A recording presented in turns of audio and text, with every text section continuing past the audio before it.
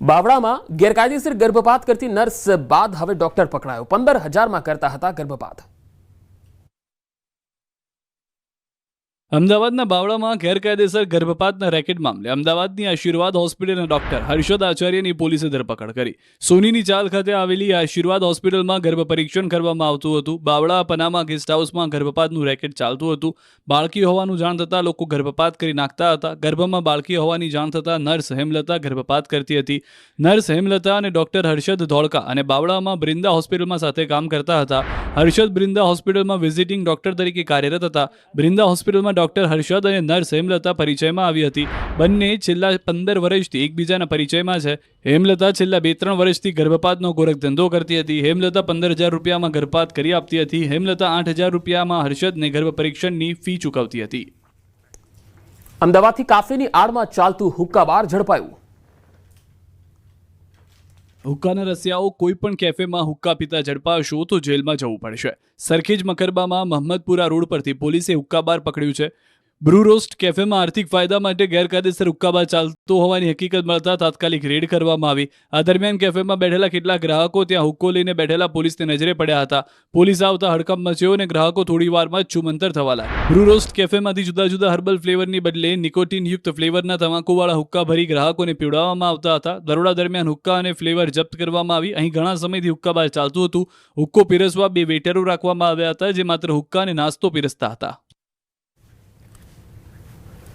અમદાવાદમાં બનશે સિંદૂર વન। 5 જૂને સીએમના હસ્તે સિંદૂર વનનો પ્રારંભ થશે। એએમસી 500 સિંદૂરના વૃક્ષોનું વાવેતર કરશે। પર્યાવરણ દિવસ નિમિત્તે એએમસીનો આ નિર્ણય। સીએમની ઉપસ્થિતિમાં વૃક્ષોનું વાવેતર કરાશે।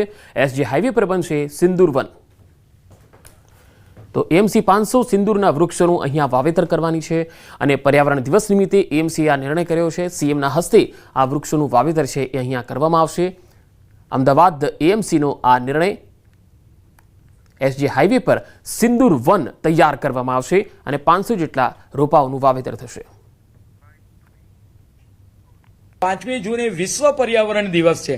મહાનગરપાલિકા દ્વારા દર વર્ષે અલગ અલગ વન બનાવવામાં આવે છે। માનનીય મુખ્યમંત્રી શ્રી ભૂપેન્દ્રભાઈ પટેલ સાહેબની હાજરીમાં સવારે 9:30 કલાકે સિંદૂર વન બનાવવા માટે જઈ રહ્યા છે। ગુજરાત વિધાનસભાની પેટા ચૂંટણીનું રણસીંગું ફૂંકાઈ ચૂક્યું છે। ત્યારે કડી ખાતે ભાજપના મધ્યસ્થ ચૂંટણી કાર્યાલયની શરૂઆત પહેલા ખાનગી સમીક્ષા બેઠક યોજાઈ। ત્યારબાદ કડી વિધાનસભા પેટા ચૂંટણી માટે મધ્યસ્થ કાર્યાલય ખુલ્લું મુકાયું। આ બેઠક પ્રભારી સુરેશ પટેલ, પીઢ નેતા નીતિન પટેલ, પ્રભારી મંત્રી જગદીશ વિશ્વકર્મા, આરોગ્ય મંત્રી ઋષિકેશ પટેલ અને મહામંત્રી રજની પટેલ સહિત ભાજપના સંસદ સભ્યો અને ધારાસભ્યોની ઉપસ્થિતિમાં યોજાઈ। પેટા ચૂંટણીના મધ્યસ્થ કાર્યાલયની શરૂઆત સાથે જ ભાજપના દિગ્ગજ નેતાઓએ ભાજપ કાર્યકર્તાઓની ઉપસ્થિતિમાં કડી વિધાનસભા ચૂંટણી માટે વિજયનો હુંકાર ભર્યો।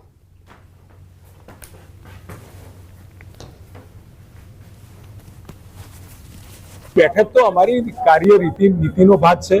182 સીટ લડતા હતા, એવી વખતે પણ મિટિંગો મળતી, નેતાઓ ભેગા થતા, આગેવાનો કાર્યકર્તા ભેગા થતા અને એ ચૂંટણી લડવા માટે, કારણ કે ચૂંટણી એ કેવળ અહીંશો ના ચાલે, એનું પ્લાનિંગ થવું જોઈએ। એ પ્લાનિંગ માટેની આ બેઠક। ભાવનગરવાસીઓ છેલ્લા ઘણા સમયથી બસની સેવાથી વંચિત છે। શહેરમાં સિટી બસ સેવા બંધ હોવાના કારણે લોકોને વધુ પૈસા ચૂકવી રિક્ષામાં મુસાફરી કરવી પડે છે।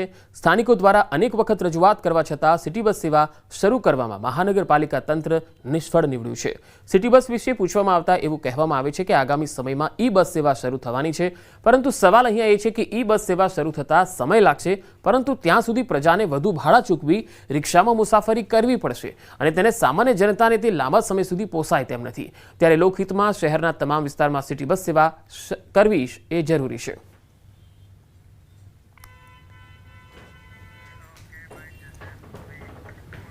મહાનગરપાલિકાની જે બસો ચાલતી હતી તેનો કોન્ટ્રાક્ટ પૂરો થઈ ગયો છે અને હવે કોન્ટ્રાક્ટ ઉપર આપવાની નથી। આપણે સરકારમાંથી મિની ઇલેક્ટ્રિક એસી બસ પૂરા 100 નંગમાં 100 જેને કહેવાય 100 નંગ પૂરી ભાવનગરમાં આપણે લાવીએ છીએ। સરકાર આપણને મદદ કરી રહી છે। ભાવનગર મહાનગરપાલિકા દ્વારા બંસી ટ્રાવેલ્સને સિટી બસ ચલાવવા માટે વર્ક ઓર્ડર આપવામાં આવેલો હતો। એની સમય મર્યાદા પૂર્ણ થઈ ગયેલ છે, પરંતુ જે ટ્રાન્સપોર્ટેશનનો પ્રશ્ન છે સિટીની અંદર, એના માટે ભાવનગર મહાનગરપાલિકામાં આગામી દિવસોમાં ઇલેક્ટ્રિક 100 બસો રાજ્ય સરકાર અને કેન્દ્ર સરકારના સહયોગથી મળવાની છે।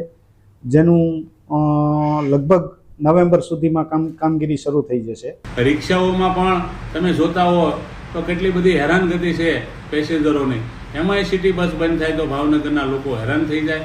આપણે જે નવી ઈ બસ શરૂ કરવાના છે એ તો ઘણો બધો સમય લાગશે, પણ ગણ્યા ગાંઠ્યા રૂટ ઉપર અમુક બસો જે હાલે છે એ પણ હાલમાં બનશે. ક્યાં ભાવનગરનો વિકાસ જઈ રહ્યો છે? હાલના કપરા સંજોગોની અંદર જ્યારે લોકો ધંધા રોજગાર માટે વલખા મારી રહ્યા છે, ત્યારે એમને જે કંઈ ખરીદી કરવી હોય કે ઇમરજન્સી કામ હોય, શહેરની મધ્યમાં જવાનું થાય, ત્યારે રિક્ષા ભાડાઓ પોસાય નહીં.